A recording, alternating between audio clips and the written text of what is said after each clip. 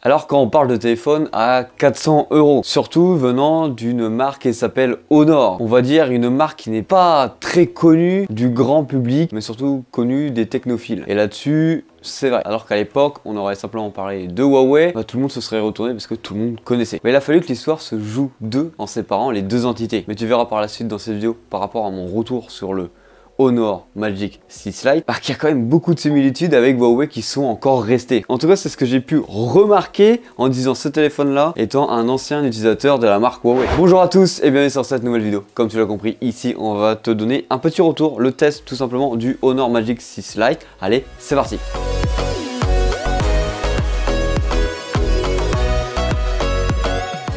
Bien sûr, avant d'aller plus loin, n'hésite pas à t'abonner, à liker, ça fera toujours plaisir à la chaîne et surtout que ça me permet de venir tester ce genre de produit. Alors, trêve de mondanité, on va rentrer dans le vif du sujet directement. On va venir parler du design, le design de ce téléphone.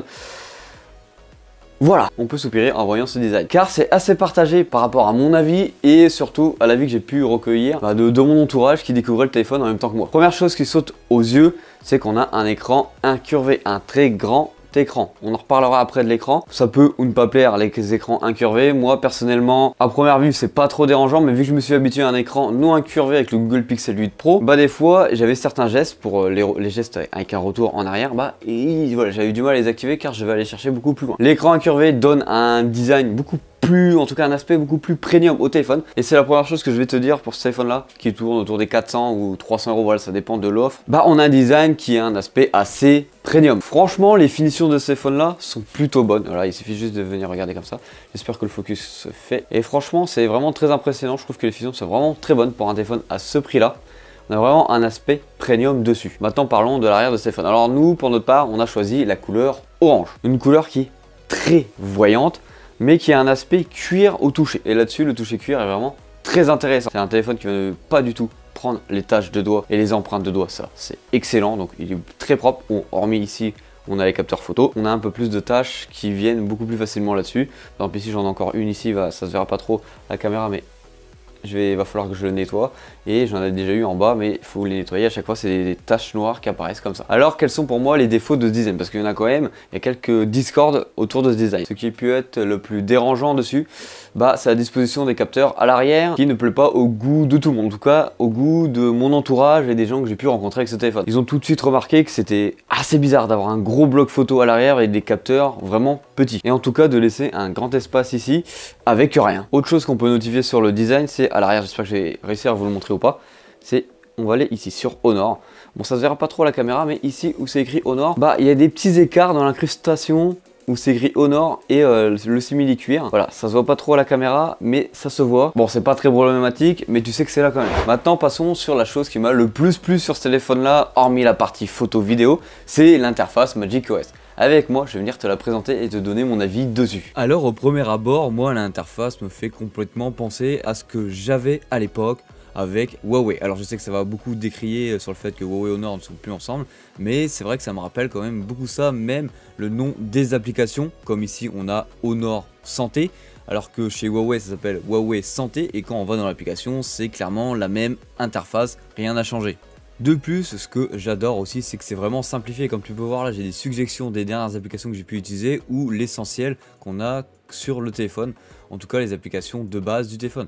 Quand je vais à droite, ça tu peux venir le personnaliser plus tard, tu peux voir qu'on peut retrouver toutes les applications. C'est vraiment très simple et très épuré, c'est ça que j'adore sur cette interface. Alors, il y a quand même quelque chose qui me dérange, c'est cet aspect-là pour les notifications et après tout ce qui est application accès rapide. C'est la même fonctionnalité qu'on peut avoir chez Apple. Un glissement à gauche et un glissement à droite pour pas avoir le même affichage, en tout cas un affichage avec une globalité en affichant les deux. Alors moi je trouve ça hyper embêtant d'avoir deux options quand je vais venir slider du haut vers le bas. Je préfère avoir tout d'un seul coup sur la même notification. Après c'est vrai que le panneau de configuration est vraiment très bien, très épuré, c'est vraiment bien cartographié en petites cases et c'est vraiment très compréhensible.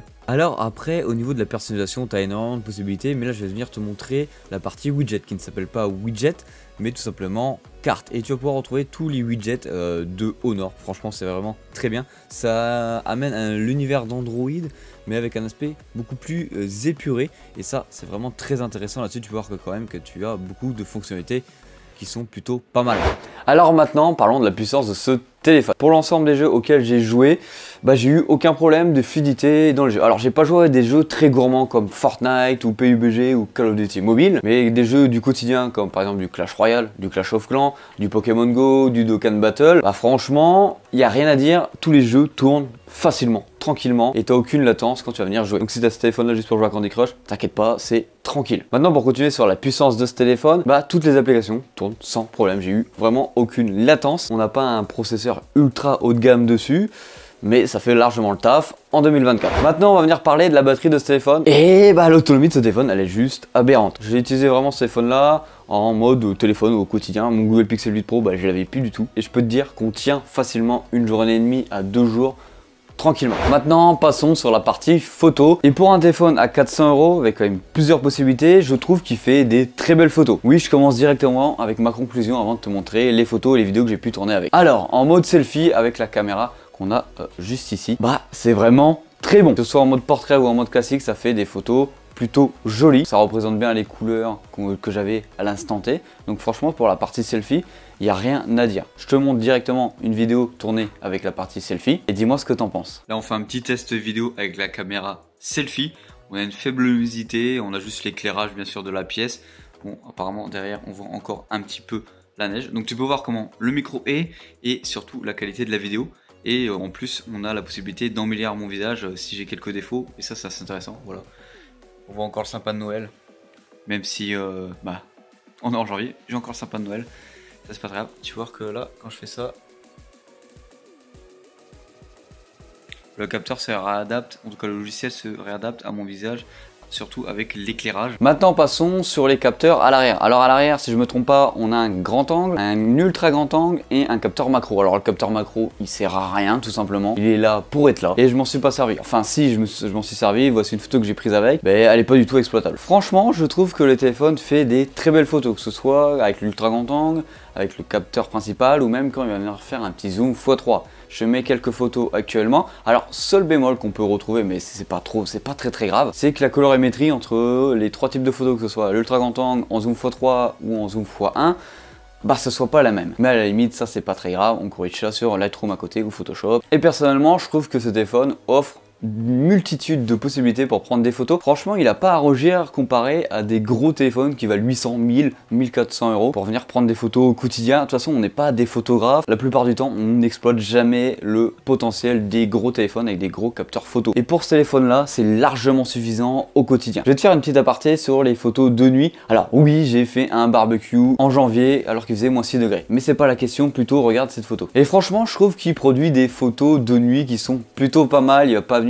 exagérer les couleurs, en tout cas le contraste, la luminosité et tout, comme la plupart des téléphones le font de nuit. Ça respecte dans l'ensemble la photo et ça va pas te sortir une photo qui n'est pas vraie. Maintenant passons sur la vidéo avec les capteurs qu'on a à l'arrière. Je te laisse juger ça en commentaire. Allez, c'est parti. Alors là, on est sur une vidéo avec les caméras arrière en mode x1 et je vais te montrer comment allumer un barbecue quand il fait un peu froid et que tu n'as pas de petit bois. C'est très simple, tu prends un sèche-cheveux et c'est parti.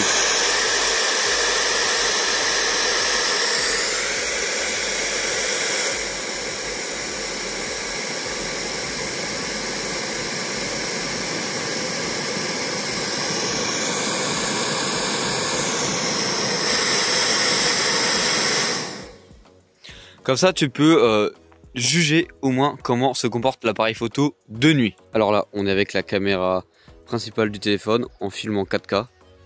Alors, petite remarque, déjà je le vois actuellement, on est brité à 10 minutes par clip. Là, il essaye de gérer tout simplement un tuyau, voilà, avec à côté un petit débarras de palette. Comme ça, tu vois la différence. En tout cas, comment le téléphone peut gérer avec des couleurs complètement différentes. Alors ici tu peux voir qu'on est un peu plus exposé avec le soleil. Donc ici la main, comme ça tu te rends compte si le focus est assez rapide. Voilà. Maintenant on va monter vers le ciel. En vrai à première vue comme ça, le ciel il est vraiment bleu comme ça, c'est très bien retransmis. Là, alors là on filme toujours avec la caméra principale. On va essayer de suivre les poules tranquillou. On a beaucoup moins de soleil que le clip que je t'ai montré juste avant. J'ai pas essayé de les effrayer parce que c'est des frouillardes. Dès que je les approche, ils partent un peu loin. On va passer en zoom x3. Et là, vraiment, le capteur, il a quand même un petit peu le mal, je trouve, pour essayer de gérer tous ces détails-là en mode x3, parce qu'on a beaucoup quand même de détails à gérer. Oh, tu vois, salut toutes les deux. Maintenant, parlons de l'écran de ce téléphone. Alors, oui, on a un écran incurvé. Moi, ça me dérange pas tant que ça. Je sais que certaines personnes, ça peut les déranger. Mais franchement, on a un écran ultra lumineux avec des couleurs qui se rapprochent beaucoup de la réalité. On n'est pas sur une colorimétrie ultra vive. J'ai vraiment laissé le téléphone dans les paramètres de base et c'est vraiment très intéressant. Regarde, je te fais défiler un petit peu l'écran avec toutes les applications qu'il y a dans le téléphone. Ah oui, j'ai oublié de parler de ça dans l'interface, mais les applications, il y en a quand même qui sont préinstallées, qu'on ne se sert pas tout simplement. Et quand on regarde du multimédia, on est dans une immersion qui est juste incroyable. Et la petite aparté sur le multimédia, c'est associé aussi au son. Donc je vais venir te parler du son actuellement. Alors le son, sur ce téléphone là, on n'a qu'un son mono, c'est-à-dire qu'on n'a qu'un seul haut-parleur, il est en bas, en haut on n'en a pas, donc on n'a pas de son stéréo, et ça c'est un problème, car le son est vraiment nul. Ça te gâche vraiment l'expérience utilisateur quand tu vas venir regarder une vidéo sur YouTube ou un film sur Netflix. En vrai, regarde un film sur Netflix, c'est impossible avec ce téléphone là, tu vas vraiment lâcher le film, car le son, en vrai, il est vraiment mauvais. C'est vraiment le plus gros défaut de ce téléphone là, c'est que le son soit mauvais,